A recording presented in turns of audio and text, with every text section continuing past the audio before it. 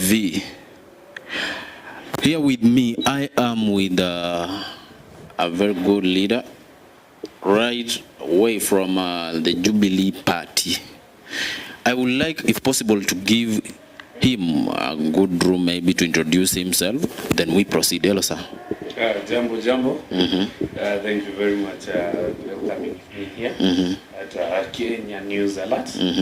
I'm very grateful and also for your recognition that tomorrow is our great day, our National Delegates Conference, where a lot is expected in the world, in the whole world, and in the country, especially from the Mount region. People are expecting to see or to hear what will happen tomorrow and what will be declared tomorrow.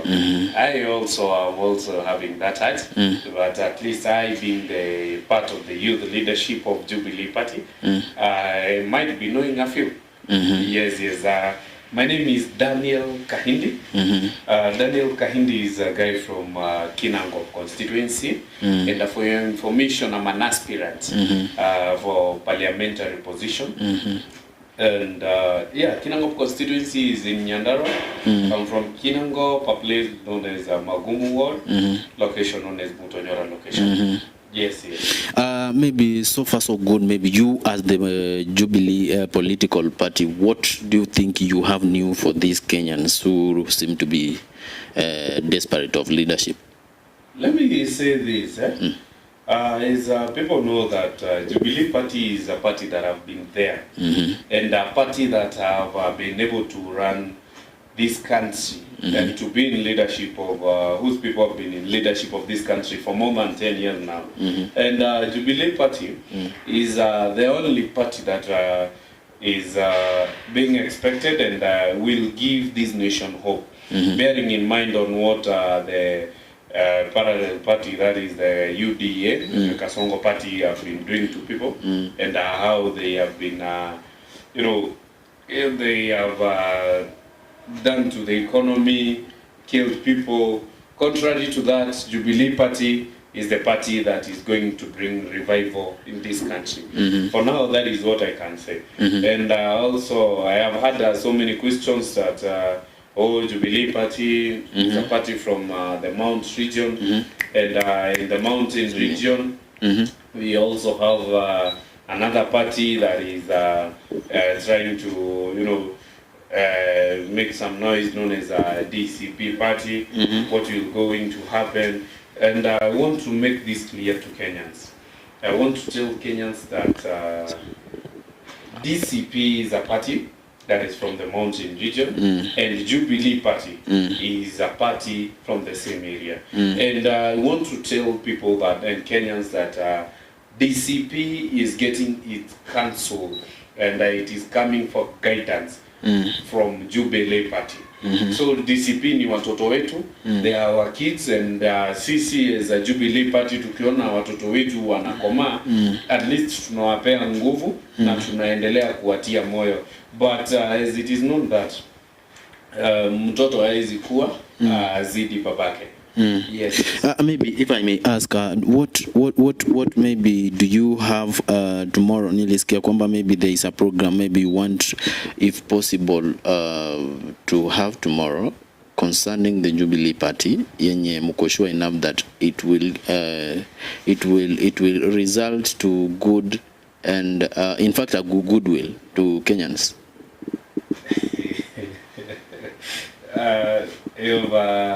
I can try to understand your question, my brother. You're trying to ask what is expected of tomorrow.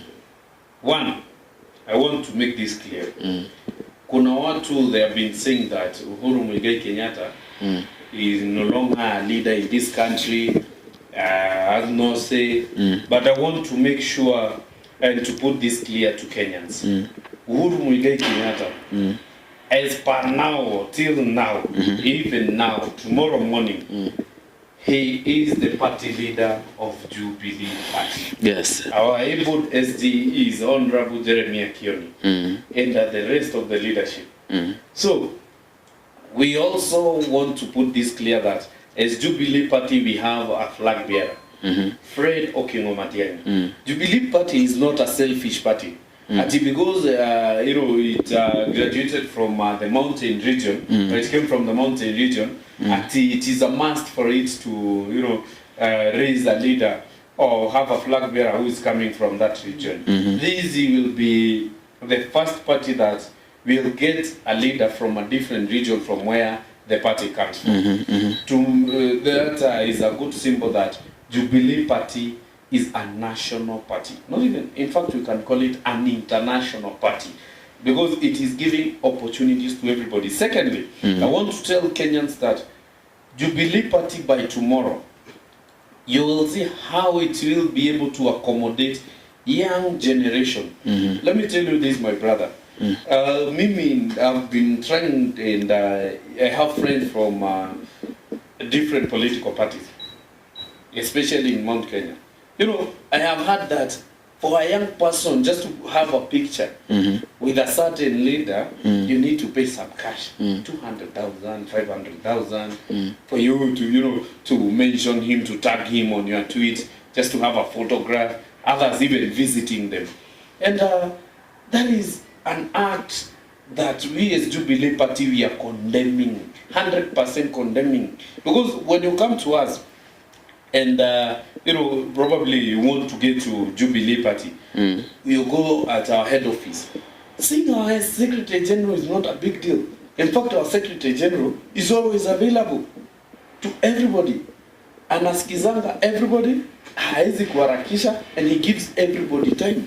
Secretary General, hata ukitaka kumuhag, upigwe picha, he is a good person.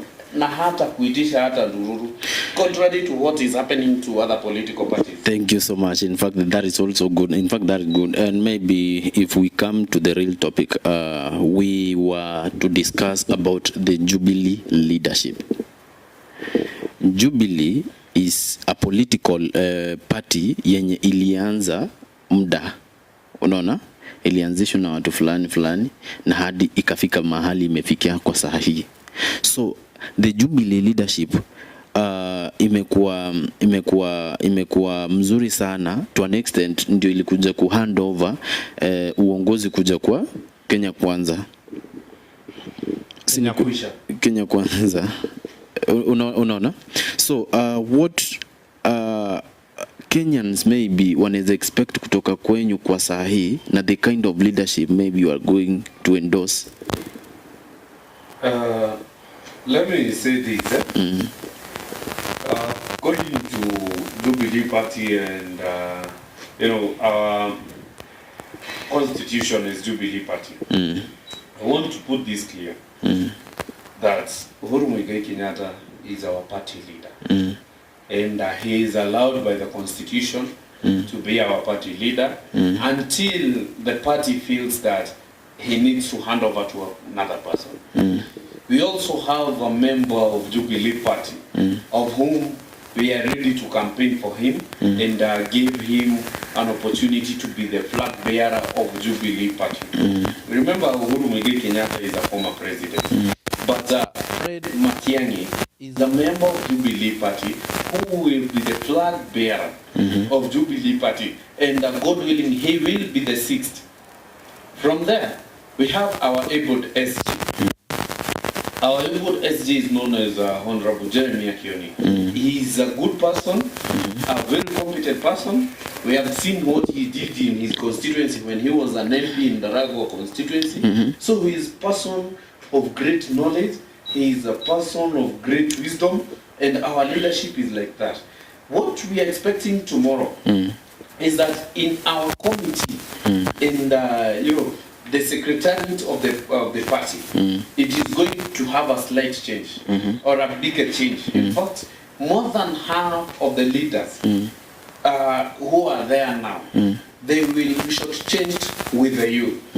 And as per the talks that we were talking as a Jubilee Party, we see that our wish, and we send this proposal to our party leader together with our SG, that the youth who are under 35, and if possible under 30, to be part of the secretariat that will be leading this political party.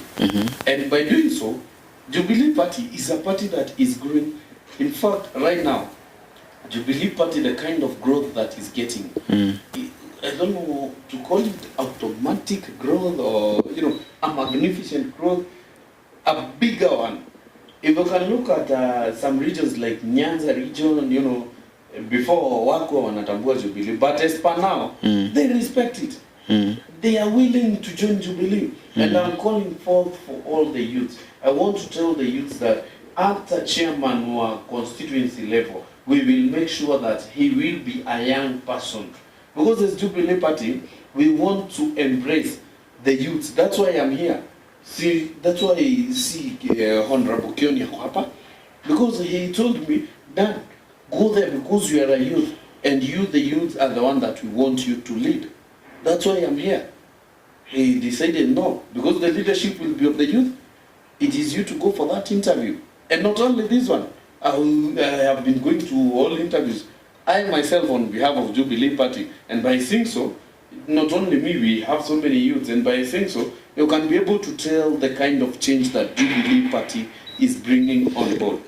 From the time you handed over leadership to Kenya Kwanza leadership, what are some of the maybe convincing elements you have already maybe, okay, you can convince Kenyans that but okay, despite being out of the government, for example, these are some of the achievements already we have as the Jubilee Party. Do you have any achievements so far since you handed over leadership to Kenya Kwanza? Yes, we have a lot of achievements. For the last 1 year, number of members hiked from 6 million to 7.6 million. That is more than 1 million people who decided to join this party, despite for it being not on leadership. And I want to put this clear to Kenyans. At Jubilee Party, we are not selfish. As I said, we are people that loves peace. We are people that embraces peace, people that are not selfish. That is why we were trying to tell Kenyans before the election period of 2022 that, move with this side, this whom we are proposing. But Kenyans decide contrary. And after Kenyans decide contrary, because the power belongs to Kenyans, we decided, yes, our party leader said, if this is the right person to you, take it. Later on, 2 years later, 1.5 years later, the Kenyans were crying and crying and crying, making endless calls to the former president, our party leader. We wish we followed your advice. And he was like, no problem. Let me introduce something else. That is why we decided, no, we have to make sure the nation changes. So as Jubilee Party, we have been having changes and changes and changes. But we also have been having some challenges. So many court cases. Some people and some, allow me to call them puppets. They have been used by the government or the government officials or whoever is there, trying to ruin the Jubilee Party. They have been having so many court cases that were faked. And thank to God and thank you to the Almighty God and also to our team of advocates that we have been winning. Tulikuwa tumeona some people decided to build their own Jubilee, but after we went in the right manner, the constitutional manner of going to court, they were told by the justice that no, this is not the right way. You are supposed to be members, not the owners of the party. And that is how Jubilee Party operates. We operate in the right way, constitutionally. Now that there is tension and people really want to, they are eager to see, to hear, and at some point to witness the new Jubilee flag bearer, ambayo maybe watu wamekuwa wakitamka Fred Matiangi. In fact, yeye ndiye amekuwa kitamkwa sana. So you as the Jubilee Party, what maybe do you have right now you can share to Kenyans to make this thing to be clear enough? What I want to tell Kenyans is that be courageous enough and know that yes, Fred Matiangi is the one that will be the 6th president through Jubilee Party. Yes. And I want to tell Kenyans that if we want to know who is Fred Matiangi, ask Gen Zs who were there, who were schooling when he was a Minister of Education. You know, those who were there when he was a Minister of Interior. We saw what he did. This guy used to wake up at 5 before the exams are opened from the container. He was there. 30 minutes later, the other side of the nation, he worked tirelessly. This guy is a guy that have been identified not only in Kenya, but by the world. That's why he, after leaving the cabinet position, he was employed back to the World Bank to represent the Africans, to represent African countries in the World Bank.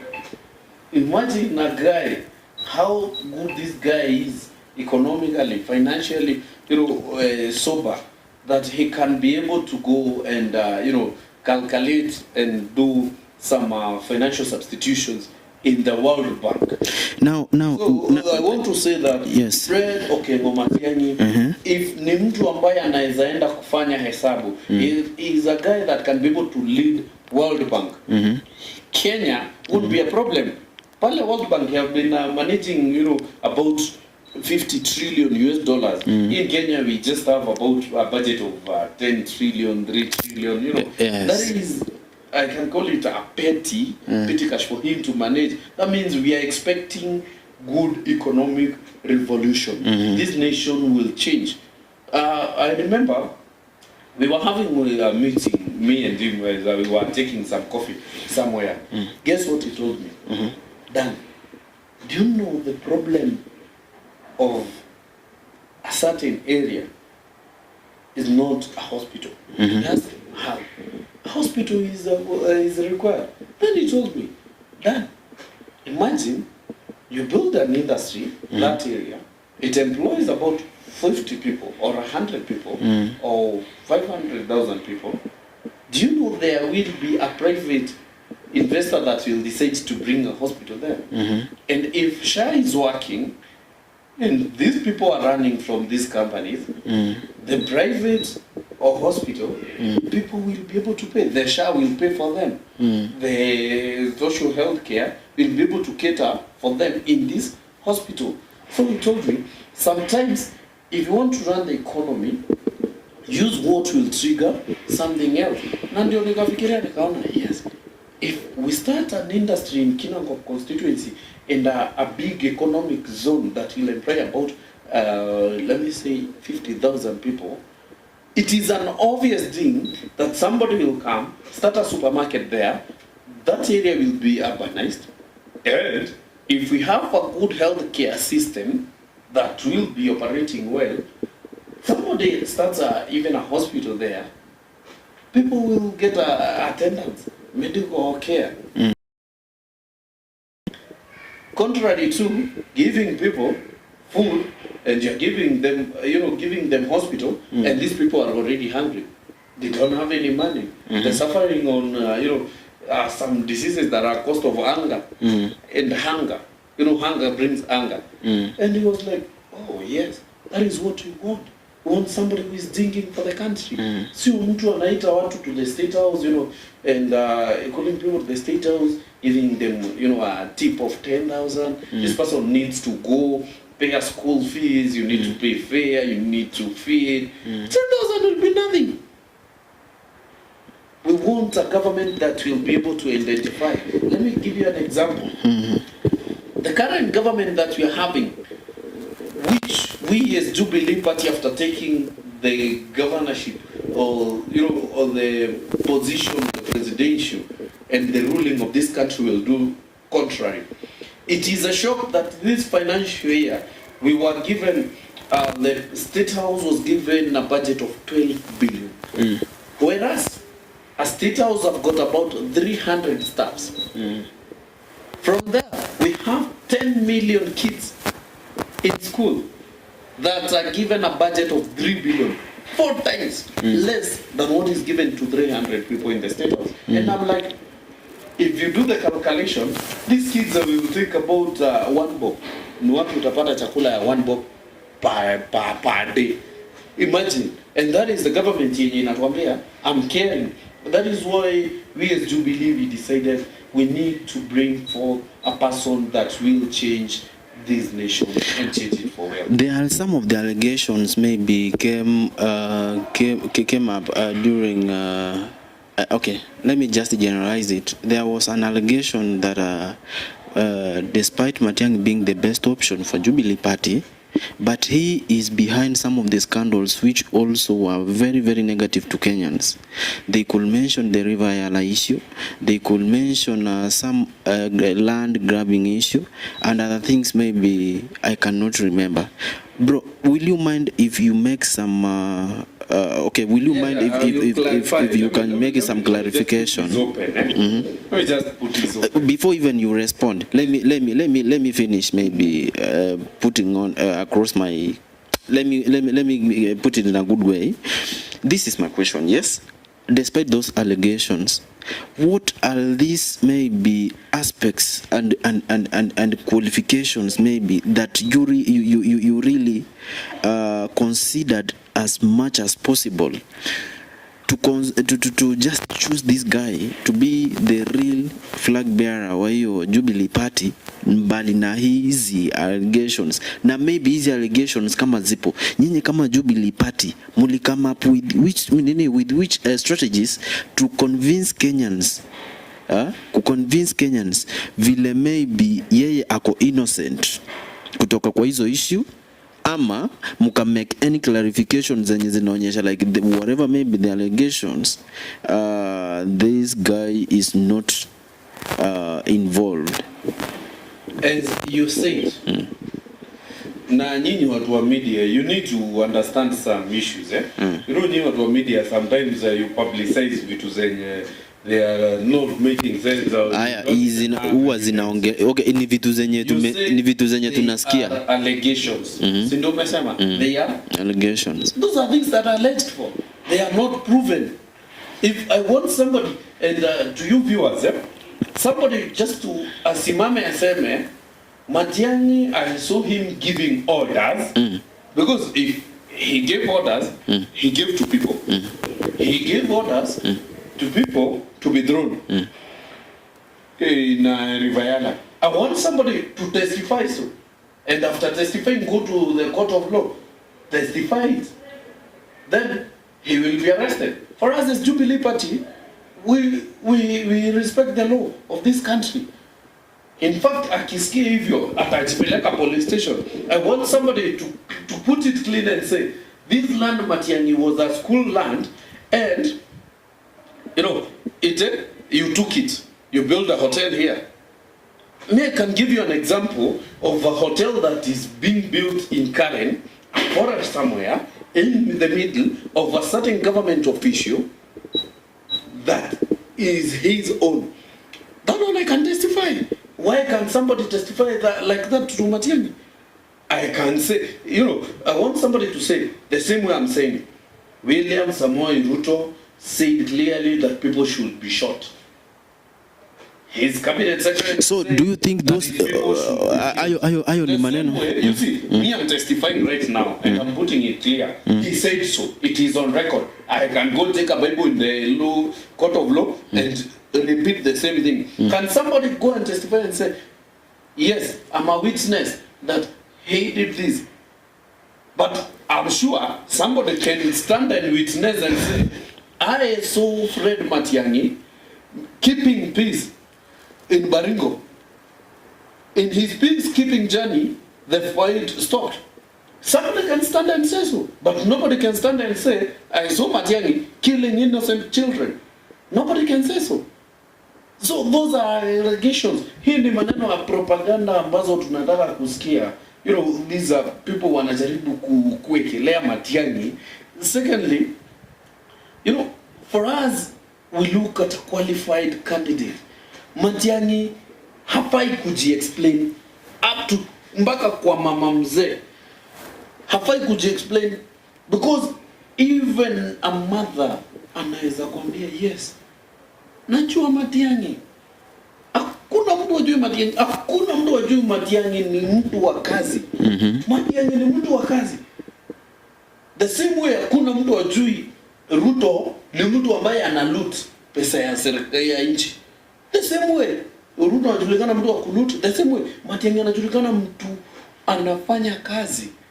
The same way Jubilee inajulikana chama ambacho kinaaminika, chama ambacho kina uadilifu, chama ambacho kimejaribu kupingwa lakini bado kimesimama imara. You get me? Hiyo maneno mengine ati sijui propaganda. Okay. Unajua like okay, nimekuelewa, but my point of concern ni vile maybe the kind of strategies you guys you are going to take. Okay, respond vizuri kuja kwangu na get, but the kind of strategies you are going to use to convince these Kenyans that this guy is not behind these allegations. Unajua like kitu yenye umeniambia ni wakuje na ma evidences. That is not, hiyo sasa ni kama ni kesi unataka kufungua.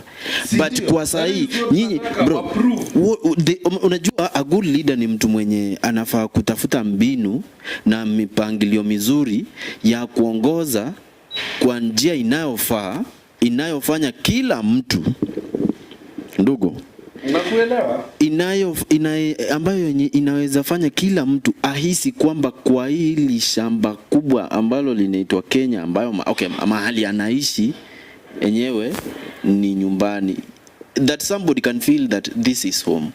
Everybody can feel that I am at home. Unanielewa? So kwa sahi, what are the information, what are the strategies you guys you are going to use to make this issue to be as clear as possible to as many Kenyans as possible, kujaribu kuwafanya kuelewa kuhusiana na hizi allegations? We cannot just assume that hizo ni allegations, na if possible wacha watu wakuje. They are allegations. We are not assuming. You are already calling them allegations. They are said to be allegations. That is not an assumption. You know, assumption ni kitu tu unakaa unaota. But this is not an assumption. You get me?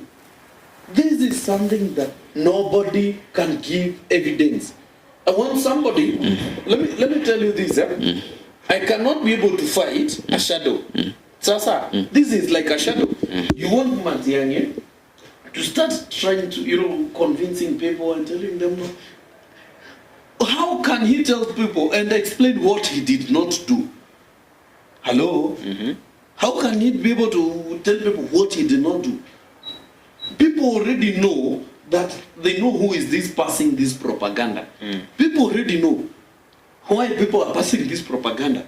The same way, let me give you an example. People are in fear of Jubilee Party. Yeah? That is why people are like, Matiangi akisimama na Jubilee, this will be our last time in running and looting the economy of this country. That is where the fear is coming from. That is where all these propagandas can be passed on. That is why. Let me give you an example. I have an evidence of an MP in Nairobi County. This MP in Nairobi is a current MP. And this MP yesterday, he had a gang of about 300 men. These 300 men, young men that were there, guess what? He was coaching them on how to come tomorrow to our NDC. Then after coming to our NDC, and destroy everything, bring on board chaos. An MP. And I'm like, why is this MP very interested in putting chaos in our NDC? We had another NDC somewhere. Why did they go there? Jubilee Party is a party that is infiltrating fear to almost everybody that is looting money, looting Kenyans' money, because they know very well tomorrow on the dais, truth will be told. Tomorrow on the dais, people will be revealed their true colors. These guys, moving around with Porsche vehicles, calling themselves MPs. MPs that are bribed. It is on record that the president of this country said clearly that it was said that he bribes MPs. MPs themselves testified so.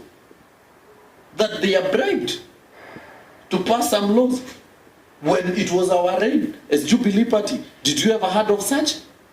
Did you ever heard some MPs saying that they were bribed to constitute something? But today, nothing can be passed in the parliament without being bribed. So the same way, I'm talking the sincere truth. I want you, my brother, tomorrow, or even the next hour after this interview, invite somebody that can be able to testify and say, Matiangi did this wrongly. Then that person, I'm sure, I will give him a prize. Because nobody can talk wrong of Matiangi. Nobody can say wrong of Jubilee Party. Jubilee Party is a party that is inclusive of everybody. Tomorrow you'll see people from Nyanza region. You'll see people from Kisumu region. You'll see people from Western. You'll see people from Coast, the Northeastern. We are all over. We are all over. So Jubilee Party is a party that haina ukabila. You know, there are some parties yenye mtu anasimama anasema hii ni party yangu kama Mkikuyu, ni ya Wakikuyu tu. Mwingine anakuja anasema hii nyingine ni yangu Mjaluo tu. Mwingine anasema hii ni yangu Waria tu. Mwingine ni yangu Mukalenjin tu. But Jubilee Party is a party that have received everybody. Let me surprise you. The current government is being run by a person from the Kalenjin area. But you will be shocked tomorrow to see leaders of Jubilee Party from that area. We receive them clearly. We accommodate them peacefully. In fact, they feel at home more than when they are with their president from their own land. He makes them feel uncomfortable. Hello? So, by talking of Jubilee and by talking of what we're expecting tomorrow, let me tell you this. Jubilee Party, and I want to put this clear, on behalf of the party and through the permission of our SG, I want to tell Kenyans that tomorrow, where the NDC will be happening, we have a population of about 8 million members. And these 8 million members would fit to that area. And since we want everybody to feel accommodated, we decided to invite a few. I also won't be there. A few will be invited, and from there, the rest will be online. Your comments online will be answered. Your questions that you will question online will be answered on the dais. That means you will be part of those who will be there. So in case you have any question, you will be given a number that you will be able to question anything, any comment, and it will be addressed directly. That is how a party is run. A party is run with equivalent. A party is run by people who are valuing others. Hello? Mm-hmm. No, these guys that are, a guy and having vast of blood or people. Some people are like, they drink blood. The Jubilee Leadership, bro. The Jubilee Leadership, there are some of the achievements. Wait. The Jubilee Leadership. And hiyo ndio topic yetu. Why the Jubilee? Hiyo ndio topic yetu hapa. Our logo. Our logo is a dove. Are you aware that when Jesus Christ was being baptized, dove came from heaven? Kinangop incoming MP, tafadhali nipe nafasi nikuambia kitu hapa. And it landed on him. The same way the dove has come to bring peace to this country. And the dove will land to Kenyans through Fred Matiangi. That will be the solution of this country. The same way the solution to the world was Jesus Christ. The same way the solution to this country will be Fred Matiangi. What else do you want to know about leadership? Who is fighting who? Nobody. Have you had anybody fighting who? Anybody? Isipokuwa ni ule mtu mmoja wa Yala alisema hata attend, and he is still a member. If he wishes to attend or not, he might be busy. He is allowed. In fact, he is a very good. Huyo wa Alaya ni nani kwanza? Huyo wa Yala. Yala anaitwa from Kieni, anaitwa Kanini. Kenya constituency ya Yala mwenye walikuwa wameamua wanafungua Jubilee yao. But I say respect. Imagine how Jubilee we raise our leaders, eh? We, you know, if you won't attend, you apologize on advance. Imagine he already have apologized that he won't attend. Contrary to a certain party that I saw a PG without a secretary general who nobody knew where they will. Yeah? Our members apologizes before and can be able to tell. That is how respectful Jubilee is. Mimi nilikuwa ninataka nikuulize swali. Uliza. There are some of the achievements that the Jubilee Party iliwahi achieve wakati ilikuwa kwa government. Mingi. Unaona? Mingi. Na hizo achievements maybe kuna zingine ziko recognized until date na kuna vitu zingine ambavyo maybe zilibaki zikiwa zimesimama. Ziondoe ikasema zisiendelee. Maybe mipangilio mingine imesimama. Si hata mipangilio, project zingine zimesimama. Si tunajua iliambiwa isimame. Si hapo aliona wewe mbona unaweka ikiwa soft? Si useme tu the reality. Iliambiwa isimame. Iliambiwa isimame. Yes. Kwanza yenye sofa yenye ilisemekana isimame kwanza ni gani? Let me give you an example. Kuna barabara from flyover to Thika. That road after ilifika mahali kunaitwa Kirasha ikasimama. Hiyo project pesa zenye zilikuwa zimalizie hazijaitoka zingine. Hiyo story ikaisha. Zilienda wapi? Yeah? Zilienda wapi? Nobody knows. The current government si contractor yako amefuatiliwa. Contractor alifuatiliwa na ilisemekana hizo project kwanza zisimamishwe ati pesa hakuna. Till today, you know contractor is paid in installments. Alipangwa pesa yote kama. That is not how the government runs. Inakupea a certain portion, a certain portion, a certain portion. Sasa, so ukifika mahali pesa hakuna, sina unasimamisha kazi. Tukoni contractor na mafundi watakula wapi? Na usiende waone kazi nyingine. Project zingine. Tulikuwa tumeamua kutengeneza Kimorere. Kutengeneza nini? Kimorere dam. Iko wapi? Hiyo moja mimi sijui, niambie. Unajua Galana Bulana? Hiyo inapatikana wapi? Ni farm. Hiyo ilikuwa produce chakula ya kufeed nchi mzima na to export. Saa hizi it is not working.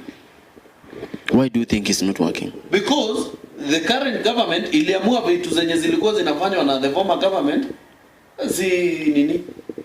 Ati azifai kuendelea, ati wakaeka mambo zao za ukorokora. So the main reason behind that? The main reason is because the current commander is not willing to do the right way.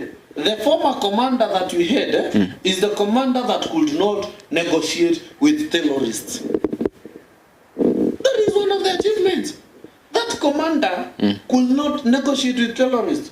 He did not have time to say anything with terrorists. Hello? That is why uliona venye Al-Shabaab walifika hapa Garissa. Walitolewa nduki. Wakajifanya vichwa ngumu, wakakuja Nairobi. Did you know what happened? Bwana. Have you ever seen that? But the current commander mwenye yako ati anakaa chini anaongea na terrorist ati venye mta. That is high rate of stupidity. Hata mtoto mdogo mwambie enda mdiscuss na terrorist ati venye watakaa huku bila kusumbuana. Hello? Mtu amekataliwa kwao, akuje kwako kuleta vurugu, alafu mdiscuss. Unamtoa siaka. Mtu amekataliwa kwao, hata Biblia ikubali hivyo. Mtu afukuzwe kwao, alafu muaccommodate. Hai. Imagine. The former commander, the former commander was able to make sure that schools were run in the right way. Hakukuwa na vitu kama maandamano in the Jubilee era. Niambie bado ilikuwa. Isipokuwa hii yenye huyo mtu wa mzee wa kitendawili alianza kuleta. Ni mzee wa kitendawili. Na shida yake tu ni ngumi ya tumbo, hiyo story inaisha. Na sisi tulimwambia hatukupei chochote. After tumefanya handshake. Wewe uliona kama tulimpa chochote? After doketata moja. No, because our commander was a commander of conscience. A commander was consultative. Our commander ni mtu alikuwa anafika si ni kwa sababu wengi wanasema mnaona aje, anatuomba advice. But the current commander hata amesahau that he is the president, anafanya kazi ya MP. Anasahau he is the president, anafanya kazi ya chief. Anasahau he is the president, anafanya kazi ya cabinet secretary.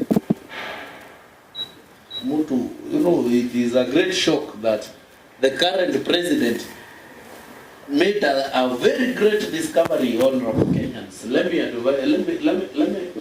me make this clear. The president of Kenya, William Samoei Ruto, discovered that discovered that fish in Lake Turkana are dying on old age. That is what he said. He went abroad and said, come to Kenya and see, go visit Naivasha.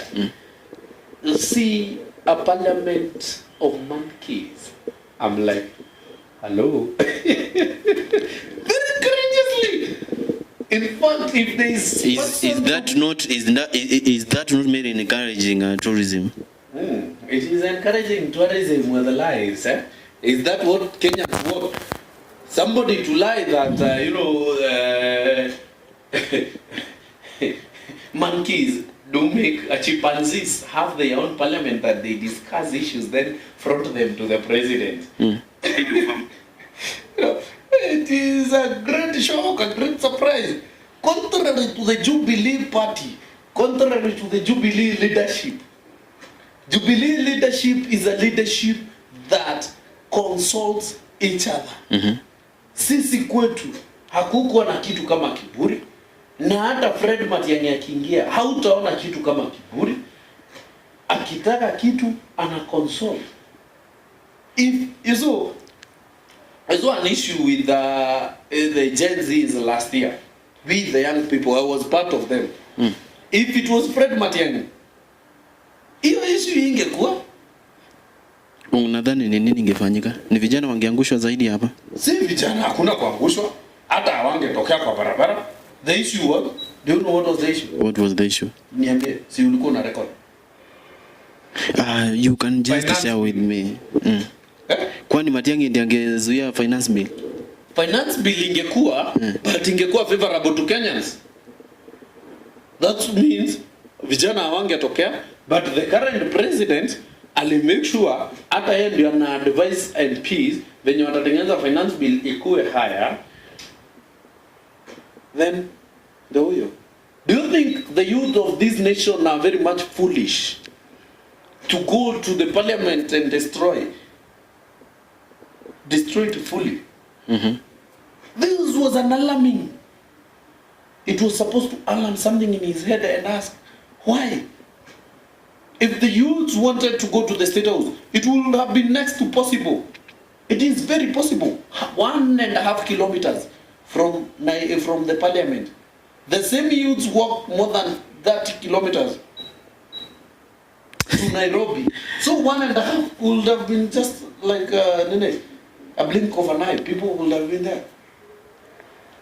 But the youths wanted a president to get advice from them. So the Jubilee Party, honorable Kenyans, I want to tell you that as per tomorrow, you will see changes of the Jubilee Party. And the Jubilee Party is coming in Navanda. And for your information, my friend Felix, I want to tell you that the lion is about to roar. And when a lion roars, know that everybody knows that the jungle have got its owner. And the owner of the jungle is roaring tomorrow. What may be will be the point if I say that maybe the current president is facing a little bit of the difficulties because of the burden he could get in the office? So, let me ask you this, my brother. When you decided to marry, were you not aware that you are supposed to buy your wife food?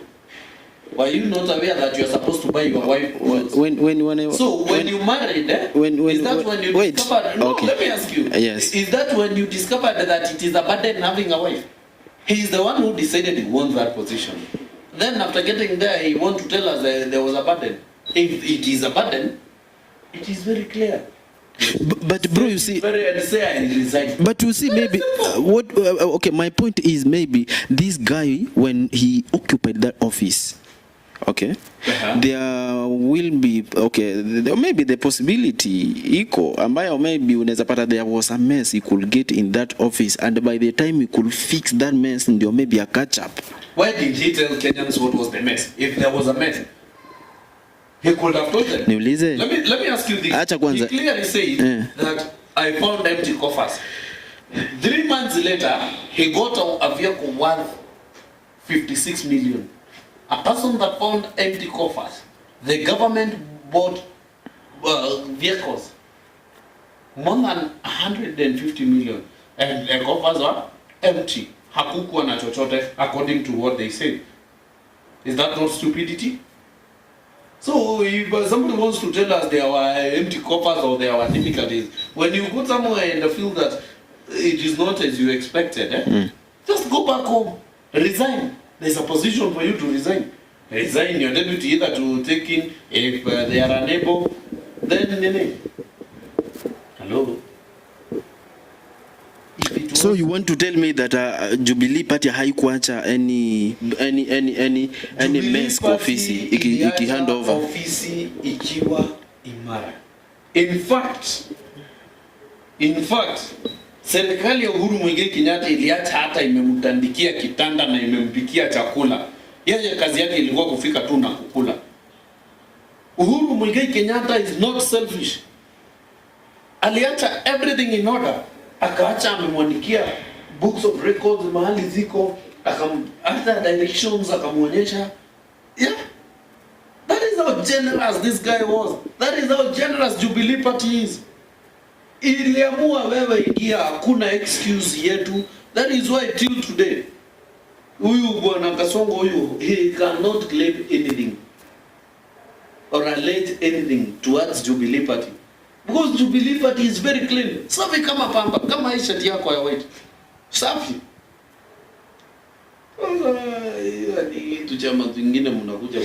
Now maybe tukimalizia because of time and because of the interest of the public also, there is an issue whereby young two boys were caught on camera, right on camera, trying to step on a Kenyan flag. And they could use it maybe to wipe the private parts in an awkward way, something that provoked many Kenyans. Bro, what can you say about that? And what do you think maybe, what can you say in fact about that?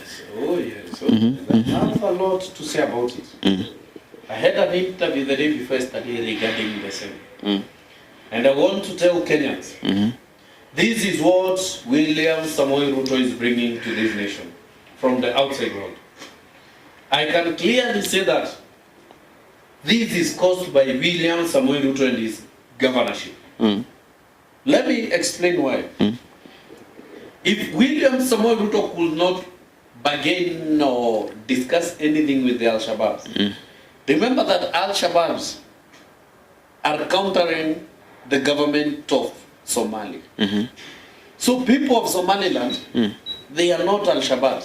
Al-Shabaab is a movement, a terror movement, that is not even loved by the country that they come from. Hello? And our president, who is the flag bearer of this country, can be able to go and sit down with people that are not even loved by the natives. And discuss issues, not even once, not even twice. Yeah? These people saw that the flag bearer of this country don't know what he's doing. At the same time, that is when the flag bearer the people of Somalia decided to say no. This country is the one that is contributing to war and fight in our country. So this country, if they don't deserve respect, that is what I'm trying to say. Because if not for them, the terror community could have not been existing. But they are motivating the terrorists to continue succumbing our nation. That is according to what I'm thinking. That but you guys, you reacted. You guys, you reacted vigorously to those boys, but you let a young lady. There was a young lady who was also stepping on the flag. It is a disrespect to the country. It is a disrespect to our forefathers that fought for this country. And if it was the Jubilee Party that is reigning, such an issue could have not been seen. Because till now, our airport police have not yet identified those guys. But if it is a time of the Gen Z movement, the police could already have arrested the youth. The IG Yes. Ali respond. He responded and said that he has directed the Director of Criminal Investigation to do investigation. Why is that investigation not done? Why was it not done during the Gen Z Mandamano? That everybody was being arrested anytime, anywhere. Kwani saa hizi ile technology iko na yenye ilikuwa last month? Kwani ni mbili? See, the same knowledge that they used, the same force that they used, why can't they use it? Imagine the kind of disrespect that these people had, the Somali people have till now, that the ambassador yesterday trying to apologize to Kenya has raised our flag upside down. That is where this nation, that is how people are seeing this nation. And what do you mean? I mean that is how the outside world is seeing this nation. That is how our neighbors are seeing it. Next time will be Sudanese. Because it is clear that our government, our president, is doing business with the RSF community, the parallel government of Sudan, people that are bringing fights in Sudan. That is why we saw a Kenyan pilot with his plane being bombed at the airport. It is believed that he was taking guns to the RSF. That the same airport is where the gold that are mined in. So they killed that person? Yes, the pilot is dead. And you are aware? The same airport is where after the RSF community mines, after they mine illegally, they export the golds from Sudan to Kenya, then get their world market on. Why to Kenya? Why are we seeing our Kenyan girls, the KEMOD, the Kenya Military of Defense, guns with the RSF community? What are those guns doing in Sudan? And we are still saying that we have a government. How can we know that maybe the point you're trying to will you justify that point? Because, okay, do you have any information that could justify? Oh, yes. It is all over. And Kenyans just get to know that it is all over the net. In fact, I don't have to justify because it is clearly known. We saw very well the president of Kenya that he could not be able to resist the RSF to announce the parallel government from our parastatal government house, Kenya KICC. They announced a parallel government in Kenya, a government that will be running parallel in Sudan, and where they were running, we had the coat of arms. And I'm like, the coat of arms is part of things that are supposed to be respected fully. The same way the flag is supposed to be. So if this country can be able to host, because having the arm of government, that means it is the government that is hosting. If it can be able to host a terrorist community in Sudan to start a parallel government, why do Kenyans or the Kenyan government demand respect from them? Why do you think that the Sudanese will respect you people who are contributing not to bring peace? but to bring chaos in their country, in their motherland. Are we together? Mm-hmm. So me saying so, I'm trying to say that tomorrow I'm taking a letter to the embassy demanding for explanation, the Somali embassy demanding for explanation whether they don't know how our flag is risen and or why he rose it upside down. We need explanation also. Another question, maybe the last question. There is an information that maybe we received yesterday concerning a woman who was thrown from upstairs right away to the ground floor, and she died instantly. This happened also mahali the same community wenye waliangusha bendera chini wakaifanya mchezo. Hiyo kitu ilifanyika kwa mtu mwenye natoka from the same community. According to the information you may have, do you really think that maybe there is something which is going on, okay, something hidden which is going on that at some point the government should work on? Mbali na yenye umesema. Let me tell you this. In fact, not what I think, but what it is. That the Somali community are with much disrespect to Kenyans. Wewe tu umeona hiyo. Me I had a case of last week. In fact, this week, there was a guy that asked to pass on the road, on the footpath in somewhere in Eastleigh. Just telling those guys, excuse me, I want to pass through. The guys fought him to almost to death. Like a thief. The same people, you saw them stepping and disrespecting our flag. The same people you saw clip of them throwing a Kenyan woman from the third floor. Was it third or fourth floor? Third floor. In fact, she is lucky that she is a woman of great courage, and may the Lord bless her, because she was able to walk over. But if she was weak, she could have fallen to death. So she didn't die? She just stepped coolly and climbed down and came down safely. She didn't. So the information, maybe I heard it was rumors. Yes, but she was thrown. She was hanged at a balcony. Then she was released. God willing, where she handed, where she gripped, she was able to walk slowly down. Okay? Through help of two women that were on the second floor. Helping her on where to step or where to not to step. But the same community, I know of a house somewhere somebody was claiming in Eastleigh. The guys have built a very big tower. Then the neighbor have a 6-story. The guys have about 15-story building. Guess what they are doing? They are dropping pieces from the top to this guy's house. On top of it, the guys have been crying, and they are giving him a simple solution: just sell this land to us and leave. That is how they want to terrorize us. That is the kind of disrespect we are having in our motherland. And is there any, okay, did this person maybe make a move yes, he did to report? Yes, he has been reporting. Nothing is being taken, no charge is being taken.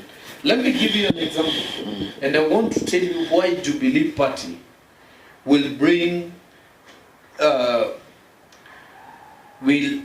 comfort to Kenyans, and will give a new Kenya and the Kenya a new face. I want to ask you, didn't you saw our SG on Sunday with a list of about 290 people that are dead in city mortuary, and they are about to be buried? Do those people not have their family members? They do. They do have their family members. And those 290 are young people. This puts it clear that during the maandamano, more people than the numbers that we are given were killed. And they are just dropped there. They want to be buried. And I'm like, this government have got your fingerprints. They have every document of yours. Why can't they try to reach out and know where this dead body is coming from? Whose body is this? And announce it publicly. So that people can go and, take the dead person and bury them with respect. But our government, through our leadership from SG, he could be able to identify such a loop and announce it publicly. That is how Jubilee Party works. We don't work with hypocrisy.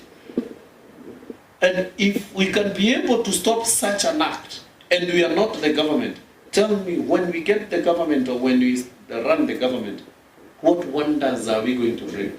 My brother, hii Kenya kuisha hii, imemaliza Kenya.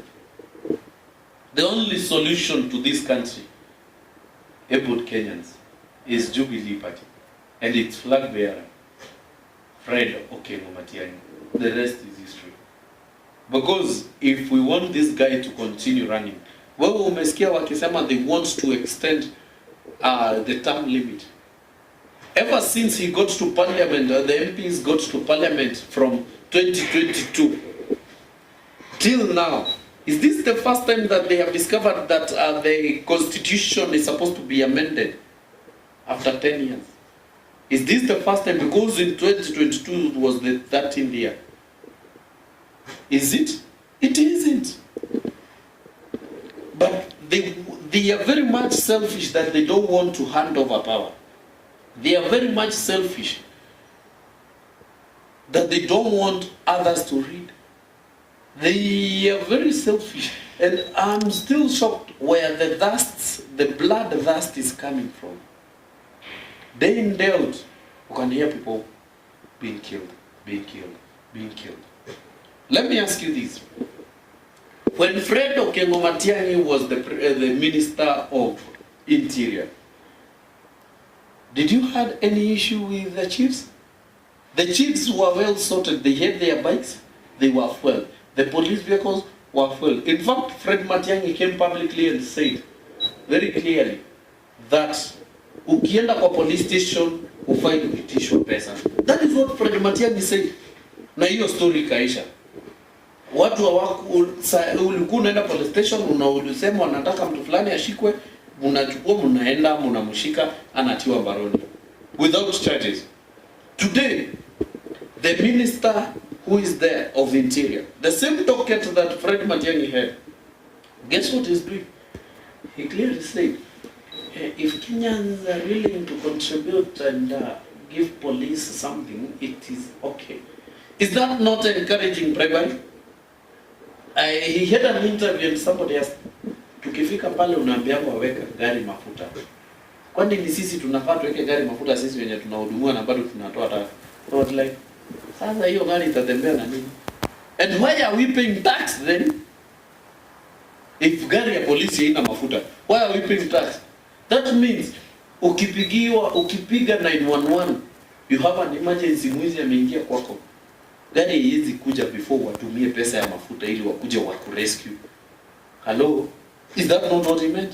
Akaambia machief, wewe mutumia tu njia yako ya kujaribu kutembea kuleta usalama. You are like, the chief office of the chief is office of the president. Let me shock you. When the president gets to a certain area, he's not supposed to go to an office of the MCA before he gets to the office of the chief.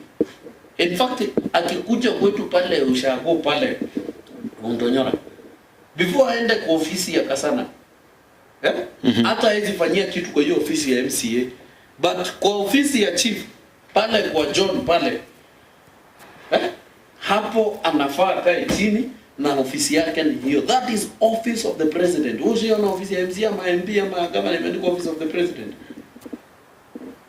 Office ya chief ni ofisi ya president. Chief ndio president wa hiyo kijiji. Then kuna mtu anajaribu ku-encourage bribery. Na anasema vizuri sana, Kenyans are willing to contribute And I'm like, Kenyans are willing na ni kuchukuliwa pesa. Pesa yetu mnataka kupeleka wapi? Mimi naomba Mungu na naambia Mungu, hii serikali yenu iishe na tuanzishe serikali nyingine kama chama cha Jubilee. Rudia. Hii serikali iishe na tuanze serikali nyingine na chama cha Jubilee. Chama ambacho kinajua kuguide watu wake. Anyway, chama cha Jubilee inapeanga mtu counsel. Guidance and counseling. Mimi venye niliambia SG Honorable Kioni naenda kusimama, aliniita akanipea guidance and counseling session that took more than 4 hours. He had time for me, not only me.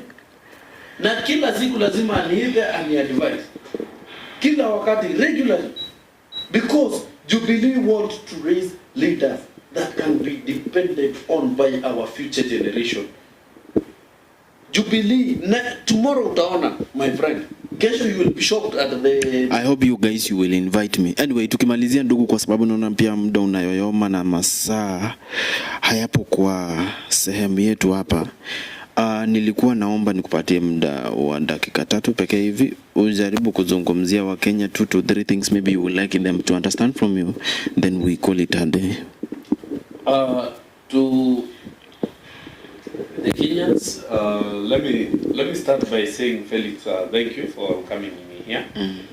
You are welcome. And to Kenyans, let me tell you this: let us not have doubts with our political party. The Jubilee Party is a national party. It is a party whose leader is the 4th Uhuru Muigai Kenyatta. We will be having our flag bearer, who will be Fred Matiangi. The Jubilee Party is the party that, through God's will, we are going to have the president from 2027, and we are going to liberate Kenyans and Kenya from the kind of terror we are in. I want to tell Kenyans that have trust and pray for us, because without your prayers as Kenyans, we won't be able to make it. So your prayers as Kenyans will help us as Jubilee Party, and we will get wisdom. In addition, in case you see a mistake somewhere, we as Jubilee Party, we feel very ready, and we are always ready to be corrected. When you feel something that is not the way that is supposed to be, please feel free to question and come correct us. After correcting us, we discuss and get to the solution. That is how Jubilee works. Jubilee is party to all. Make sure you register as a member of Jubilee Party. Be among, we have about 8 million, so we need to get up to 10 million, and I wish through this call, guys, you will register and be part of the Jubilee Party. In addition, I want also to talk to my people from the constituency that I will be aspiring, or I'm aspiring as an MP. I want to tell you guys from Kinangop constituency. We know very well from Kinangop to Nairobi is just less than 100 kilometers. But in fact it is 86 kilometers. But we have areas without electricity. And we have a drunkard MP who is all over, taking alcohol with women. You know him. We have areas without roads. We don't have factories. We don't have manufacturing factories. Please make sure this time round you have a youthful mind, a youthful person that will bring change to Kinangop. That will make sure, other than selling our food in throwaway price, we will add value to them. If it is potatoes, we chop them, we slice them, and sell them at a better price. It will be an advantage. It will create employment and market to everybody. So thank you very much, Kenyans. God bless you. God bless Kenya. And before I conclude, I want to also to speak to our party leader and our SG. Let me tell you, Honorable Uhuru Muigai Kenyatta and Honorable Jeremiah Kioni, thank you very much, guys. Thank you for your good leadership. Thank you for your motivation.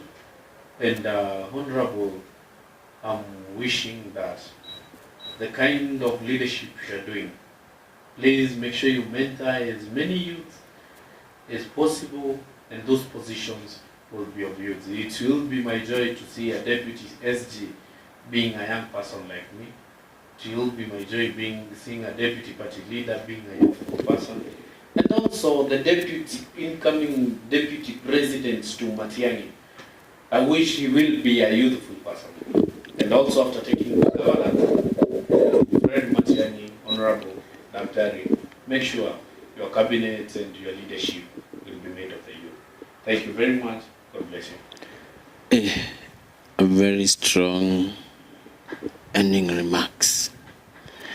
For musicians do say that the best and patronizing part of music is the interlude and postlude. Oh no, oh, the interlude is just like an introduction in a film, and the postlude is the ending part, the way you are going to end your music. We let somebody have the appetite. So the interlude of Jubilee Party is tomorrow. Or the interlude of Jubilee Party is tomorrow. That is when we are starting. That is when we are going to endorse some leaders that we are going. Guys, be ready for the interlude. Anyway, ladies and gentlemen, this is Plains and Felix, and I welcome you to Kenya News Alert TV. And I think you guys, some of you maybe kwa wale wenye unatutazama sai, I think mlikuwa mmetuzoea tukiwa wengi. Tukiwa wengi kwa studio, mimi na wenzangu, but by now I want to say that nitakuwa nikiwaletea wageni kwanza. Ile story ya wengine kwanza, walitembea kidogo. Nimeona mmoja amenitext WhatsApp akiniuliza wapi wenzako. I know the kind of people maybe this person is trying to ask. Don't worry, but they'll come. So kwa sahi I'll just maybe bid you goodbye and I wish you all the best, but I'll be bringing you visitors kuanzia 5, kuanzia 6 hadi 7, lakini kwa sababu leo tulianza late kidogo, that's why tumefika 9. Thank you so much, ladies and gentlemen. I really appreciate for your support. Goodbye.